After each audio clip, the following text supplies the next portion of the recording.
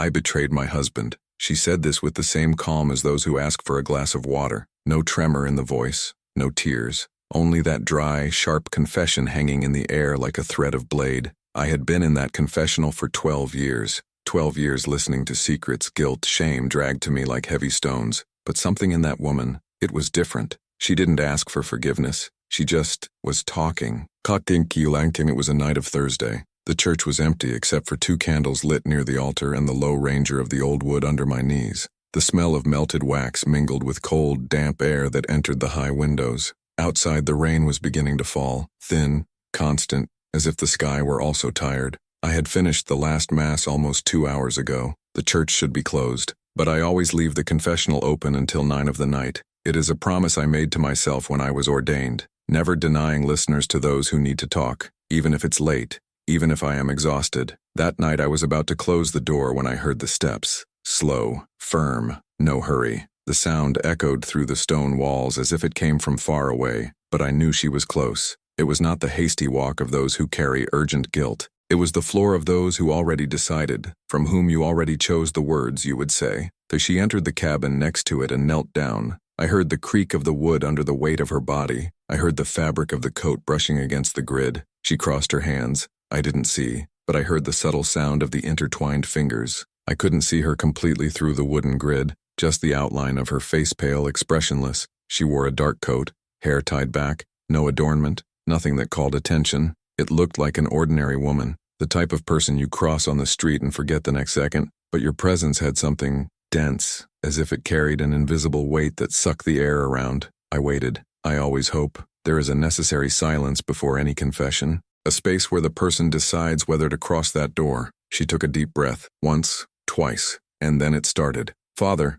I came because I need to say that out loud, not because I regret, but because I can't carry it alone anymore. The voice was low, controlled, almost mechanical. There was no tremor. There was no hesitation. It was like she had rehearsed that phrase 1,000 times before she came here. I waited. I always hope. People need time to choose the right words, but she didn't hesitate. I betrayed my husband. I said so, bluntly, without apparent shame. I closed my eyes for a moment. Adultery, common confession. I had already heard variations of this same sentence hundreds of times. Women who cried, men who broke, people who had been shattered, seeking relief or acquittal. But she was whole, calm, cold, and that bothered me. How long does this happen? I asked, keeping my voice low, almost a whisper. She was slow to answer. I heard the Madeira Ranger when she adjusted the body. It took a deep breath but did not shake. 3 years. 3 years. It was not a mistake. It was not an impulse. It was a repeated, silent choice sustained by 1,000 daily lies. And he knows?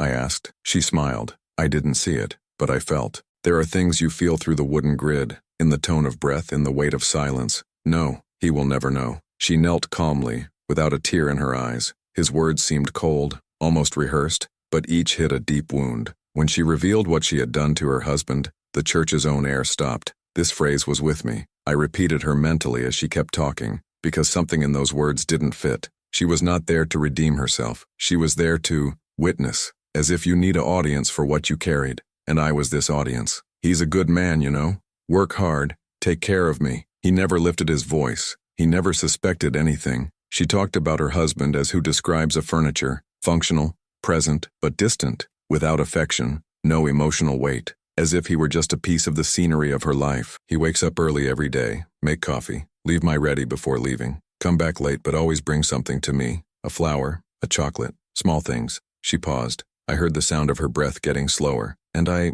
never really thanked it. There was something strange in that tone. It was not guilty. It was almost disdain, as if she despised his kindness. And the other? Who is he? I asked, knowing that this question always reveals more than it should. She paused. This time I felt the hesitation. It was not ashamed, it was calculation, as if you were deciding how much you could say. Someone I met by chance, in a cafeteria. We talked, we laughed, and suddenly, it was happening. By chance. It is always by chance. But I knew it wasn't. Nothing like this happens by chance. Does he know you're married? You know. I never hid. And he doesn't care? She laughed, low, dry, without joy. He says he loves me. He will wait for the time he is needed. We'll wait. As if there was a planned future. As if the betrayal was destiny. And you? Do you love him? Silence. A long, heavy silence that stretched for seconds that looked minutes. I don't know. I think so. But it doesn't matter. It doesn't matter. That answer was more revealing than any confession of love. So why do you continue? I heard the sound of fabric moving. She straightened her body, as if the question was bothered her physically. Because with him, I feel alive. With my husband, I exist. What a cruel word to describe a marriage. Do not live, do not love, just exist. As if she were a ghost within her own life. He never suspected? In 3 years? Never. He trusts me, completely. The way she said, completely, sounded almost like an accusation, as if his confidence was a failure, a weakness. And it bothers you? It should? I didn't answer, because the answer was obvious. But she didn't want to hear that. Father, can I ask you a question? Of course. Do you think a person can love 2 people at the same time? I sighed. It was an old question, a question that never has a certain answer. I think a person can feel many things at the same time, but true love requires choice. She was silent, as if processing my words, or as if you were deciding if you agreed. What if I don't want to choose? That phrase froze me, because it was not a doubt. It was a decision. So why are you here? I asked, breaking the protocol but needed to understand. She took a deep breath. I felt the air slowly coming out of her lungs, as if preparing for something.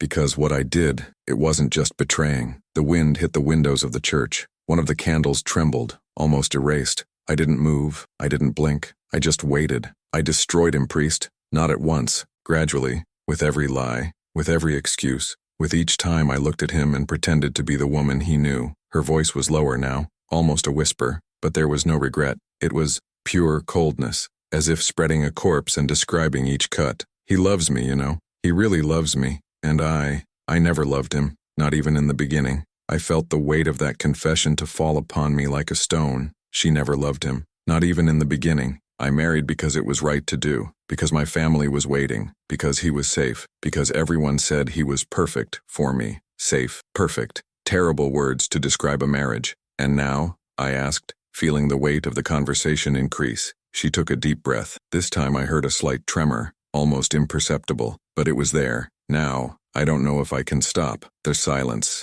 The kind of silence that is not empty. It's full of unvit things, full of confessions that have not yet been made. She straightened her body again. I heard the sound of fabric brushing in the wood, so she said something that froze me. Father, do you think one person can destroy another just because it exists near them? I didn't answer, because I didn't know how. Because I think so, and I think that's what I'm doing with him. She paused. It took a deep breath. He doesn't know who I really am. He loves a version of me that never existed, and I leave it. Every day, I leave it. She was silent for a few seconds. I expected her to say more, to explain, to justify, but she didn't do any of it. Instead, she got up, slowly, no hurry. Thank you for listening to me, Father. And before I could say anything, before I could offer any word of comfort or penance, she said something that made me freeze. Tomorrow is our wedding anniversary. 10 years. The cabin door opened, she left, and I stayed there alone with that phrase hanging in the air. 10 years. 10 years of lies. 10 years of silent betrayal.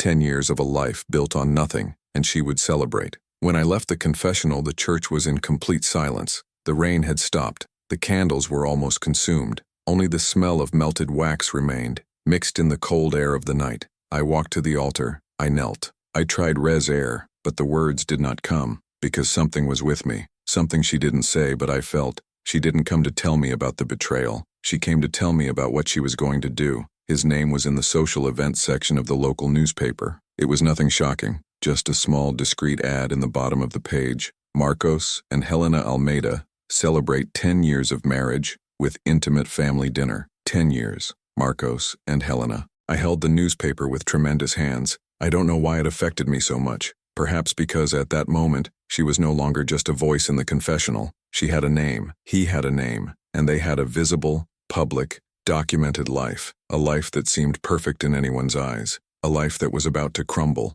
Or maybe it was already crumbling. And no one, not even him, had noticed. I spent all day thinking about her. I couldn't focus on masses, prayers, the tasks of the day. My mind always returned to that cold voice, to those calculated words. The way she said, "He will never know." During the morning mass, I stumbled upon the words of the liturgy, twice. A lady in the first row looked at me worried. I smiled, pretended to be okay, but it wasn't. Because what bothered me most was not betrayal. It was the certainty. She was so sure. as if you knew exactly what you were doing, as if it had full control over every detail. And people like that hide something bigger. I had seen it before. Confessions that begin small and grow, layer by layer, until it reveals something monstrous. They start with, I lied, and end with, I killed. They start with, I betray, and end with something that has no name. And I felt, deep down I knew, that that woman had not told me even half the truth. She returned on Friday night. Friday. I almost waited for that, almost as if she knew she was not over, that there was more. There is always more. It was 8:40 when I heard the steps again, slow, firm, identical to those of the night before. She entered the confessional, knelt, and was silent for a few seconds. I waited. I always hope. But this time the silence was different, heavy, as if she were deciding where to start, as if setting up the words like pieces of a puzzle. Father, did you read the newspaper today? The question caught me off guard. I froze. How did she know? Lee, I answered, keeping my voice neutral, then saw our name. Our name. No my name or his name. Our, as if they were still a unit, as if the betrayal had not stuck this. Thigh. She took a deep breath. I heard the sound of her fingers moving, as if he was setting something, maybe the coat, perhaps nervous hands, or maybe removing something from inside the bag. I couldn't see. It was a beautiful dinner. My mother organized everything. White flowers, lilies because she knows I like it, candles all over the table, live music, a violinist who played the same song that played in our wedding. She paused. Marcos gave a speech, in front of everyone. He said I was the best thing that has ever happened in his life, that the last 10 years were the happiest he has ever lived. He expected to spend the next 50 next to me. The way she said that, there was no emotion. It was like reading a shopping list, cold, distant. And what did you feel when hearing it? I asked. Silence. A long, uncomfortable silence that lasted so long that I thought she wouldn't answer. Nothing, Father. I didn't feel anything. Or nothing. That word echoed inside me like a shot. She felt nothing to hear her husband say she was the best thing in his life. Did you at least smile? Thanks? Sure. I smiled. I thanked. I even cried a little. But they were false tears. They were. She was not ashamed to admit. None. As if lying was as natural as breathing. And after the speech, what happened? Everyone applauded. My mother cried with emotion. My father patted his back and said, "You are a good man, Marcos." And he looked at me like I was the most precious thing in the world. She paused. I heard the sound of her breathing getting slower, more controlled, and I looked back and thought, I don't deserve this look. That phrase cut me off, because there was something true there, maybe the only true thing she had said so far. And last night, after dinner, she laughed, low, dry. I left. It went out? Yes. He said he needed air. He had a headache. He believed, of course, he always believes. She paused. I heard the sound of her breathing getting slower, more controlled. I went to find the other. I felt my stomach tighten. She had betrayed the husband on their wedding anniversary night, the same night that he had declared his love in front of the whole family. Don't you think that was, cruel? She was slow to answer, as if they were really considering the question, as if it were the first time someone had used that word. I think it was honest. Honest. What a strange word to describe a betrayal. Like this? Because I finally took it to myself what I always knew. I didn't love him. I never loved it. And staying there smiling, pretending, that would be cruel. There was a distorted logic in that, a logic that made sense only inside her head, as if the lie was more honest than the truth. But you keep pretending, every day. I know. So what's the difference? Silence. She had no answer. Where did you meet? In a hotel, always in the same hotel. Room 304. Room 304. The detail was small, but revealing. It was not anywhere. It was a specific place. A place that had history. Why always the same? Because it is safe. Because no one knows us there. Because I can pretend for a few hours that I am someone else. To fake, always pretend. She pretended to her husband, pretended to the lover, he pretended to herself. And who are you when you are there? She was slow to answer. Someone free. Free, but she was not free. She was stuck, arrested on lies, in choices, in a life she built herself. Italia, siendo father. Can I tell you something? Of course. When I was with him last night with the other, I felt something I never felt with my husband. I waited. Blame. That took me by surprise. Finally, she was feeling something. But then she continued. Not to blame for betraying, blame for not feeling guilty before. And suddenly, I understood. She was not sorry. She was confused. Confused because he realized he should feel something. Anything. But I didn't feel. Do you think this is normal, Father? Don't feel anything? I don't know if normal is the right word. So what is it? I took a deep breath. Empty. She was silent. As if that word had reached something deep. That's exactly that. Empty. And what do you intend to do now? Silence. A silence that lasted so long that I thought she wouldn't answer. So she said something that froze me. I need to tell you what really happened. My heart accelerated. What really happened? That phrase always precedes something terrible. What do you mean? She straightened the body. I heard the Ranger of Madeira. I heard her breath getting shorter, more nervous. When I said I betrayed my husband, it wasn't quite like that. I frowned. Wasn't it? Well, I don't understand. I didn't betray because I fell in love with another. I cheated because I needed to know if I was still able to feel something. She paused. It took a deep breath. And you know what I found out, Father? I'm not. Those words were hanging in the air like a sentence.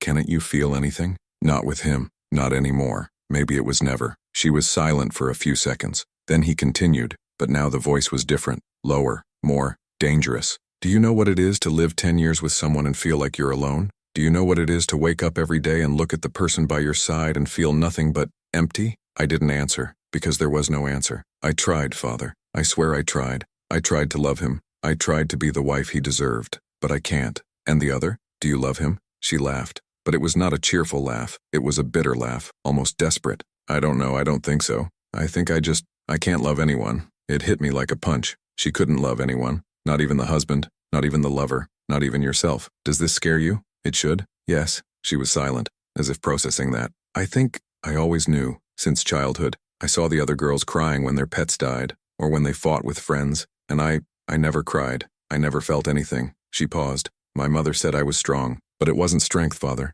It was absence. And you said that to him? No, I will never say. Why? Silence. And then she said something that made me tremble, because he wouldn't bear. And I don't want to hurt him like this. I don't want to hurt you. But she was already hurting. Every day, with every lie, with every fake smile, with each, I love you, that meant nothing. Do you think keeping lying is not hurting you? I think some lies are more kind than the truth. That phrase left me speechless, because in a way she was right, but from another, it was terrible. She moved again. I heard the sound of something being moved. Maybe a bag, maybe a handkerchief, or maybe she was taking something out of her pocket, something small, which made a metallic sound. Father, do you think a person can be bad without doing anything obviously wrong? The question caught me off guard. What do you mean? I've never hit him. I never shouted. I never humbled him. But I lie to him every day. I pretend I love him. I pretend I'm happy. And he believes, he really believes. She paused. Is this no worse than any violence? I didn't know what to say, because deep down she was right. Silent violence. Invisible cruelty. Yes, I think it's... She took a deep breath, as if I was relieved that I confirmed. I think too. There's one thing I didn't tell you yesterday. My whole body was tensioned. What? I didn't come here just to confess. I came because I need courage. Courage. That word didn't match the rest of the conversation. Courage for what? She was silent. A silence so long that I thought she was gone. But then she whispered, to do what needs to be done. My blood froze. What do you mean by that? She did not respond immediately. I heard the sound of fabric moving. I heard the metallic sound again, clearer now, as if she was holding something, turning something between the fingers. Father, do you believe some people are born broken? I don't know. I believe. I think I was born that way, without the ability to feel what other people feel. This has a name. It's called, I know what it is called. She cut me off, with a harder tone. But that's not that. It's not me. I'm not a monster priest. I don't feel. Have you ever told someone? No, just to you.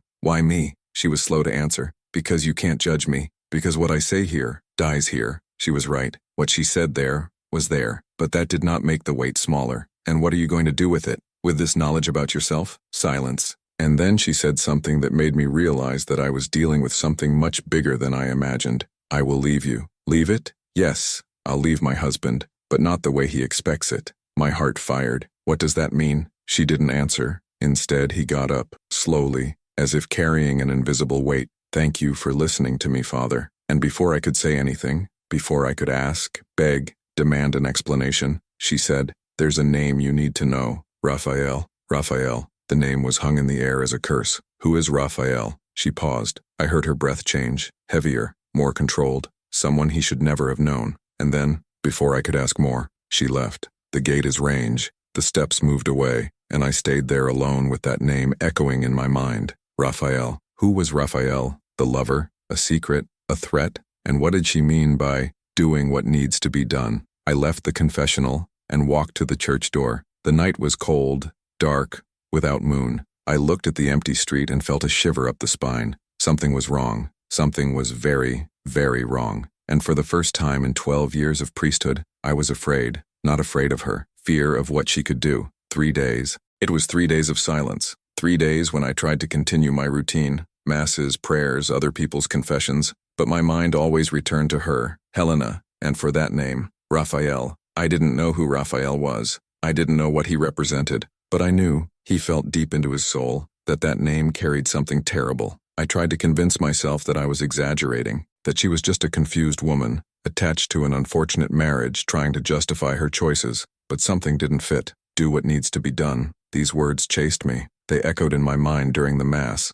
They appeared in moments of silence. They woke me up in the middle of the night. What did she intend to do? It was on Sunday that it all started to collapse. I was in the sacristy, keeping the vestments after the morning Mass, when I heard the door of the church open. Hurried steps, heavy, male. I went out to see who it was. A man, tall, thin, with back eyes and an expression of despair on the face. He wore a bullied social shirt as if he had slept with her. Misaligned hair, tremendous hands. "Father, I need to talk to the Lord," the voice came out. He was on the edge of the collapse. "Sure, let's go to the confessional?" He shook his head. "No, right here. I need the Lord to look into my eyes when I say that." That elo took me by surprise. Confessions do not work that way, but something in his urgency made me agree. We sat in one of the front seats. The church was empty, just the sound of the rain outside, beating the windows. "My name is Marcos." My blood froze. Frames, her husband. He looked at me with red, swollen eyes, as if he had spent the whole night crying. "Father, I think my wife is planning to kill me." The words came out of his mouth as a confession, but they sounded like a death sentence.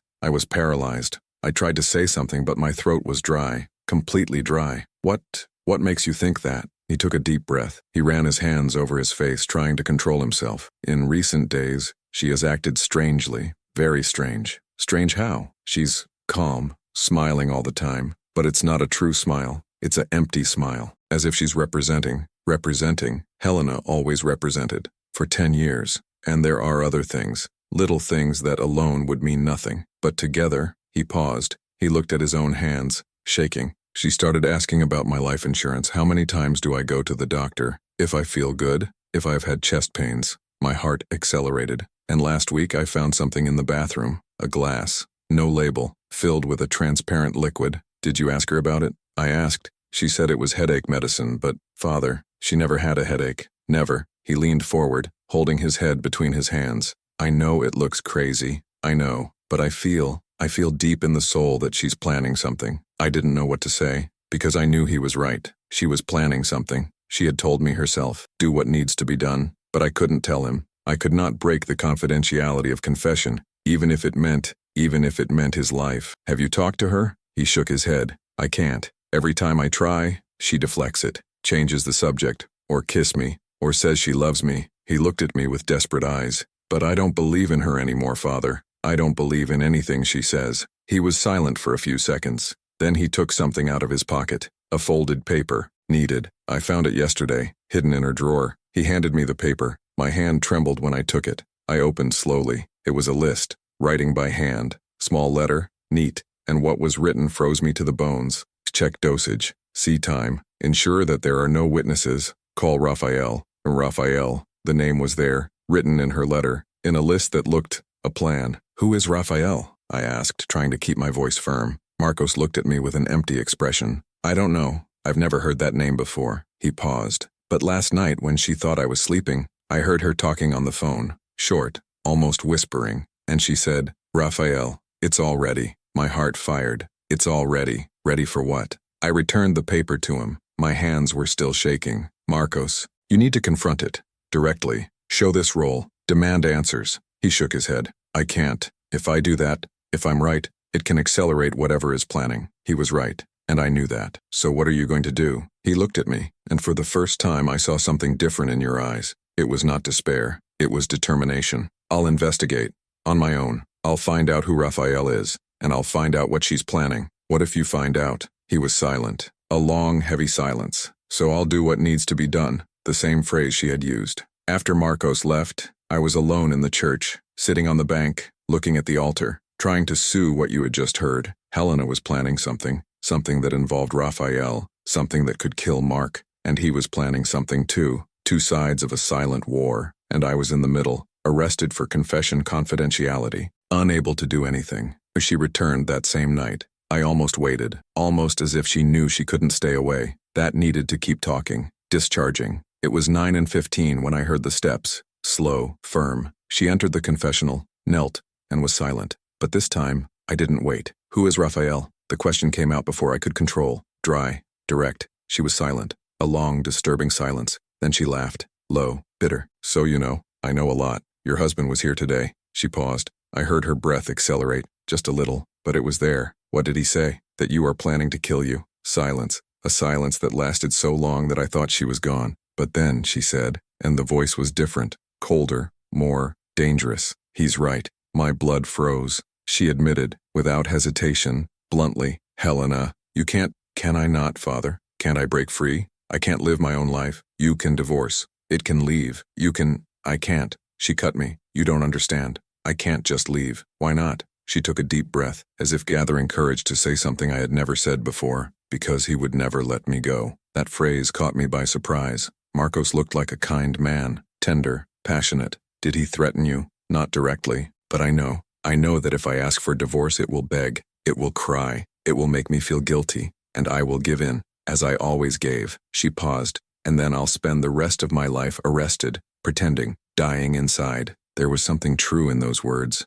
but there was also something distorted, as if she had convinced herself that there was no other way out. And Raphael? Who is he? She was silent. Then he whispered, Raphael is my brother. My world stopped. Brother? Raphael was not the lover, it was her brother. Your brother? Yes, my younger brother. He is different. There are problems. Always had. What kind of problems? She hesitated. Problems that make me trust him for that. That. She was talking about killing Mark like a task. A problem to be solved. Helena, this is crazy. You can't. I already decided, priest. The coldness in her voice cut me like a blade. It's already decided. Raphael will help me. And when everything is over, I will finally be free. And the other? The lover? He knows that? She laughed, but it was not a cheerful laugh. It was an empty laugh. There is no other, priest. My heart stopped. What? I invented the lover. I invented the betrayal. Because it was easier to confess this than to confess the truth. I was speechless. Everything was a lie. So you never cheated on your husband? No, not the way you think. She paused. But I betrayed him in all other possible ways. And she got up, slowly, as if it carried the weight of the world on the shoulders. Thank you for listening to me, Father. I know you can't do anything, and it's okay. Helena, please, don't do that. She paused. For a second I thought she would reconsider, but then she said something that made me realize that there was no return. Tomorrow night, priest. Tomorrow night it all ends. And before I could say anything, she left. But I stayed there, alone, sitting in the confessional, feeling the weight of my own powerlessness. She was going to do that. She was going to kill her husband. And I couldn't do anything. Because if I broke confession confidentiality, I would lose everything. But if I didn't break, a man would die. I didn't sleep that night. I was awake, sitting on the edge of the bed, looking at the crucifix on the wall, trying to find an answer, a way out, anything that released me from that impossible choice. Break the confidentiality of confession and save a life, or keep my vote and let a man die. 12 years of priesthood, 12 years listening to secrets, carrying bales that were not mine, but never had faced something like that. Because Helena was not just a sinner seeking acquittal, she was a killer waiting for the right moment. When the son was born, I had already made my decision. I was going to look for Mark. I was going to warn you. I was going to break it confidential no matter the price. It didn't matter if I lost everything, because some lives are worth more than votes. I put on my cassock, took the keys from the church and left. But when I opened the door, she was there, Helena, standing, at the entrance of the church, as if waiting for me. She wore the same dark coat, hair tied, hands in the pockets, and that look, that empty look that I already knew. Good morning, priest. The voice was calm, controlled, like always. Helena, what are you doing here? She smiled, but it was not a cheerful smile. It was a sad, tired smile. I knew you were going to try. That's why I came before. My heart froze. Try what? Warn you. Prevent. Save. She took a step forward, slowly, as if each move it was calculated. But, Father, you can't save me, and you can't save it. She entered the church. He walked to the confessional, opened the door, entered. I was still, not knowing what to do, but then, I heard her voice, low, whispering, Come, Father, I need to finish. And I walked to the confessional. I entered. I knelt. And for the first time in 12 years I was afraid to hear. Father, did you sleep? No, me either. She paused. It took a deep breath. I stayed all night thinking, speaking everything, every detail, every step, every word I would need to say. Helena, you can still stop. There is still time. She laughed, low, bitter. There is no time, Father. There has never been. She straightened. I heard the sound of fabric brushing in the wood. I heard her breath slower, more controlled. I need to tell you the truth, the complete truth. I waited, because I knew there was nothing I could say to stop it. Raphael is not just my brother, he is special. Special how? He has a condition, since childhood, a condition that makes him do not feel empathy, do not feel guilty, do not feel remorse. My blood froze. She was describing a sociopath. And did you ask him for help? I didn't ask, he offered. She paused. When I told him about Mark, how I felt stuck, how I couldn't go out, he said, I can solve it to you. And you accepted. Not immediately. At first I said no. It was crazy that I couldn't do that. But then I realized he was right, that there was no other way, that I was going to spend the rest of my life dying inside if I didn't do something. She took a deep breath. And then, I agreed. There was something terrible in that confession. It was not the act itself. It was the coldness, the way she described everything as if it were a solution, a problem solved. And how did you plan to do this? She was silent for a few seconds, as if you were deciding how much you could reveal. Poison, something slow, something that would seem natural. My stomach rolled. Marcos has a history of heart problems in the family. If he dies of heart attack, no one will suspect. And the poison? Raphael managed. Don't ask me how. He has contacts. People who do things. People who do things. What a terrible phrase. And when? She paused. I heard her breath accelerate. Just a little. Tonight. At dinner. Tonight. They left only hours. Helena, for God's sake, don't do that. She was silent. A long, heavy silence that choked me. I already put in the wine, priest. The wine he will drink tonight, while we toast for our 10 years together. My world collapsed. Have you ever done that? Yes, this morning, while he slept. She paused. And tonight, it's all over. I couldn't breathe. I couldn't think. My mind shouted, but my mouth was no sound. Helena, you can't. I can, Father, and I will. The coldness in her voice cut me like a blade, because I spent 10 years of my life pretending, 10 years smiling, 10 years dying inside. And today, I will finally be free. She got up, slowly, as if it carried the weight of 1,000 lives. Thank you for listening to me, Father. I know it was hard for you. Helena, I can't let you do that. She paused. For a second I thought she would reconsider, but then she said something that made me realize that there was no return. You have no choice, Father, because if you tell, you break your vote. And if you break your vote, you lose everything. She was right, and she knew that. But I'll give you a chance. A single chance. My heart accelerated. What a chance. If you can convince him not to drink the wine, he lives. If he can't, he dies. She opened the confessional door. It went out. And before leaving, he turned to me one last time. But Father, you can't say why. You can't say that wine is poisoned. Because if you say, I will know. And Raphael will know. She smiled. A cold smile, calculated. And then, we'll have to solve this otherwise. And she left. I stayed there, alone, sitting in the confessional, feeling the weight of my own powerlessness. She gave me a chance, but it was an impossible chance. How could I convince Mark not to drink the wine without saying why? How could I save it without breaking confidentiality? And if I broke, what would she and Raphael do? I spent all day trying to find an answer. I called Marcos's parish. I left a message. I asked him to come to see me urgent, but he didn't answer. I tried to go to his house, but when I arrived, the house was empty, locked. I went back to the church. I knelt. I said, I begged for an answer, but nothing came. It was 7 at night when my phone rang. It was an unknown number. I answered, hello? Silence, and then a voice, male, cold, controlled. Father, my name is Raphael. My blood froze. My sister asked me to call, to make sure you understood the rules. I understood. Great, because priest, if you break confidentiality, I'll know, and then I'll have to make a difficult choice. He paused, and believe me, you don't want me to make that choice. The connection fell. I stayed there, alone, holding the phone. Tremendous. Raphael was not just a brother helping. He was an active part. He was the threat. And now, I was stuck. If I told, Marcos would die anyway. If I didn't count, Marcos would die tonight. There was no way out. There was no choice. It was 8 at night when I heard the church door open. Slow steps, heavy, frames. He entered. He looked at me, and his eyes were different, quieter, more determined. Father, I decided. What did you decide? He took a deep breath. I'm going to confront her. Tonight, I'll show the paper. I will demand answers. My heart fired. Tonight. The same night she planned to kill him. Marcos, no, don't do it today. He frowned. Why? I couldn't say. I couldn't tell. Just trust me. Wait, just another day. He looked at me, suspicious. Father, do you know something? I didn't answer, because I didn't know what to say. And then he said something that destroyed me. She wants me to drink wine with her tonight. He said it's special. He kept for this occasion. My world collapsed. She had already armed everything, and he was going to fall straight into the trap. Marcos, don't drink this wine. He frowned. Why? Just don't drink. He looked at me, confused, suspicious. Father, what do you know?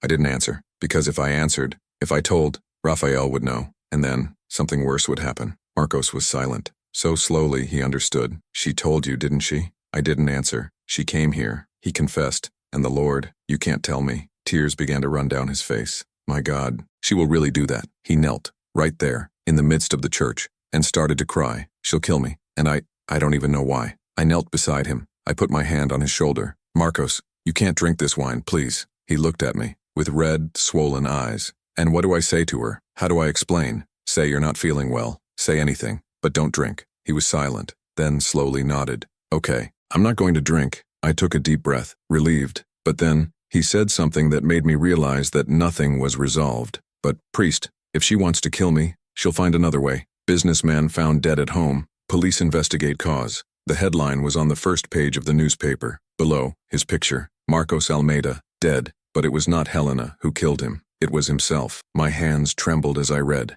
Each word cut me like a blade. Each phrase rearranged everything I thought to know. Marcos Almeida, 42, was found dead at his residence on Monday morning. The wife, Helena Almeida, found the body upon waking. According to sources close to the investigation, there is evidence that death may have been caused by accidental intake of toxic substance. Police are awaiting toxicological report. Accidental intake. But I knew it was not accidental, and I knew it wasn't Helena. It was much worse. It was the reflection of silent madness, of an obsession that grew in the dark until it consumes everything. My phone rang. It was an unknown number. I answered with my hands still shaking. Hello? Father. It's Helena. The voice was different, tremula, broken, completely different from the coldness I had heard in the last days. Helena, I saw the news. Silence. A long, heavy silence, loaded with something I couldn't name. I need to see you. Now, where are you? In the church. I'm at the door. Please, let me in. When I opened the door, she was there, but it was not the same woman.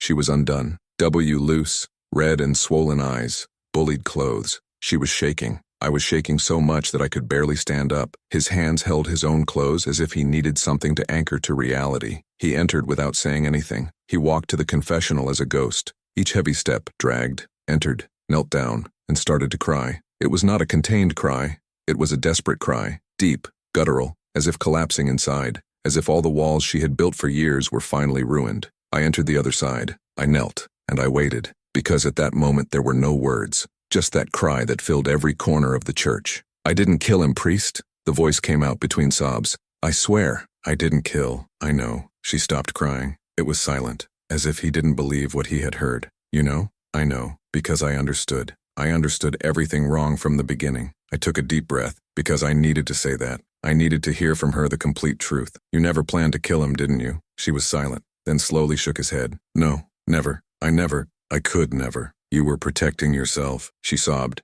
strong, as if those words had released something that had been stuck inside her for years. Yes, I was protecting myself. And then finally she started counting. The truth, the complete truth. No masks, without coldness, only the raw pain of those who survived. 6 months ago, I found a notebook, hidden in his drawer, in the office, behind some old documents. She paused. It took a deep breath, as if each word cost a piece of the soul. They were notes, plans, dates, dosages, all noted with that neat lyrics, the same letter he used to write love tickets for me. My blood froze. He was planning to kill me, Father, for months, maybe years. She sobbed again, stronger now. He thought I was cheating on him. I don't know why. I never cheated. I never gave reason. I never looked at another man. But he was obsessed with the idea. Akir, she took a deep breath, trying to control herself. At first, I thought it was just paranoia, that he was stressed with work. But then, so I started finding other things. What things? Computer research. About poisons. On how to simulate accidents. About life insurance. How long it takes a body to be found. She paused. And I realized it was not a paranoia. It was a plan. A real plan. Detailed. Calculated. And Raphael? Raphael is not my brother. I lied to the Lord, sorry. She paused, embarrassed. Raphael is a private researcher. I hired him when I discovered the notebook. I asked him to help me, to find out how far Mark was willing to go, to have evidence, to know if I was going crazy or if it was real. And did he find out? Yes. Marcos had bought poison over the internet. He had tested dosages in empty glasses, trying to calculate the exact amount. He had planned everything for our wedding anniversary, 10 years together, and he was going to kill me. She started crying again. 10 years, Father. 10 years of my life beside him, and he was going to end everything like that. My God, everything was inverted. She was not the killer, it was the victim. And I had judged everything wrong. So why did you come to tell me all that? Why did you pretend you were planning to kill him? She took a deep breath, as if they were gathering strength to say something I had never said before. Because I needed anyone to know. I needed someone to hear. If something went wrong, if he could, she paused. I needed at least one person in the world to know the truth, that I was not crazy, that I was not inventing, that it was all real. She cleaned the tears with the back of her hand, and the confessional was the only place where I could speak without anyone judging me, with no one calling me crazy, without anyone saying I was exaggerating. And the wine? You said you put poison in wine. I lied, I never put anything, but I knew he had put it. Raphael found out. He saw Marcos doing. He recorded. We have all documented. She paused. I was going to change the cups. At the last minute, during dinner, I was going to make him drink the poisoned cup he prepared for me. It was self-defense, I think. His voice was weak, insecure. But Father, I couldn't. My heart fired. Didn't you do it? No, because I couldn't be like him. I couldn't turn the monster he wanted that I was. She cried again, but now it was a different cry. It was not despair. It was relief. It was pain. It was all together. I changed the wine. I played out. I put another, clean, with nothing. I thought if I took the poison he would give up, that he would realize what he was doing, that he would be the man I met again. So how did he die? Silence. A long, heavy, suffocating silence. He drank before dinner, alone. My world stopped. What? Before dinner, as I tidied up the table, he went to the kitchen, and he drank a glass. From the wine, he poisoned himself. She took a deep breath, trembling. I think he wanted to test, see if he was working, if the dosage was right. Or maybe he was confused. Maybe he forgot which bottle was which one. She paused. Or maybe he saw what he was becoming, and he decided to end everything. Suicide. It was not murder. It was not a defense. It was destination, or maybe remorse, or maybe madness. A death caused by the trap he built. And didn't you tell any of this to the police? I can't, because if I tell you, I'll have to explain the notebook, the researcher, his plan, the recordings, and then they will think I was. She was right. The police would never believe. For them, it would look like the perfect plan of a wife who wanted to get rid of her husband. Raphael advised me to be quiet,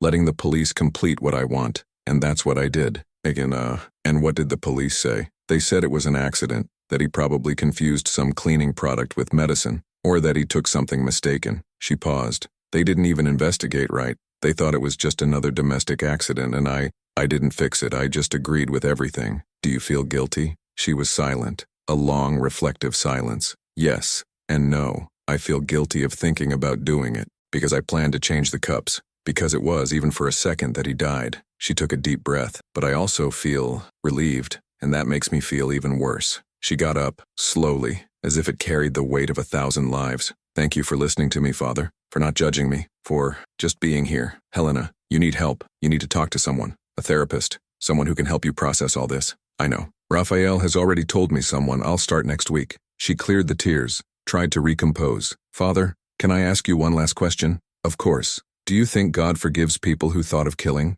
even if they haven't done it? I didn't know what to answer, because I don't know if you think it's a sin, or if you just do it. I do not know if the desire to survive, even through the death of another, is reprehensible, or if it's just human. I think God understands despair, and he understands fear, and he understands that sometimes we are placed in situations where there is no certain choice. She nodded, slowly, as if those words brought some comfort. When she opened the confessional door, it went out, and before leaving, he turned to me one last time. He wasn't a monster, you know. At first he was kind, affectionate, attentive. She paused. But something has changed. I don't know what. Maybe work, maybe the pressure, maybe something inside it has always been there, just waiting to go out. She looked at the floor, and I wonder if I had noticed before, if I had spoken to him, if I had done something different, would he still be alive? "It's not your fault, Helena. I know, but that doesn't make it easier." And she left. I stayed there, alone, sitting in the confessional, thinking of everything that had happened. She knelt calmly without a tear in her eyes. His words seemed cold, almost rehearsed, but each hit a deep wound. When she revealed what she had done to her husband,